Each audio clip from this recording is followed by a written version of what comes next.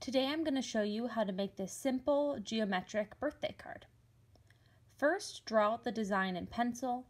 I used a ruler to get really crisp straight lines for all of the diamond shapes, and just any regular pencil you have lying around will work. Next, I traced over the pencil, starting with the words Happy Birthday using a thin black pen. I used the Faber-Castell pens linked below in size S. Next, I used the ruler again to trace over the pencil lines for all of these diamond shapes that I had drawn previously.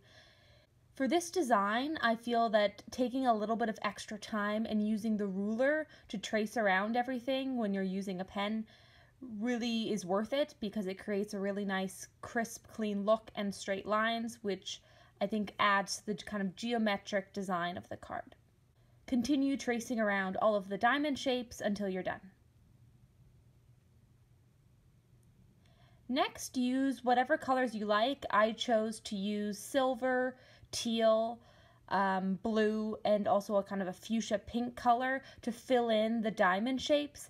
And I colored them in a random order, just kind of how I thought the colors looked nice together. And then what I did was I actually traced over or colored over each diamond again using the same color pen to really give it a saturated color look. Next, I used a variety of rhinestones that I had from a multicolor pack that I bought from Michael's to add a little bit of extra sparkle to the card. And I just arranged them kind of in a random order, as you can see here, just kind of what I thought was nice and kind of added to the overall design. And then, of course, once I had them in the spots that I wanted, I glued them on.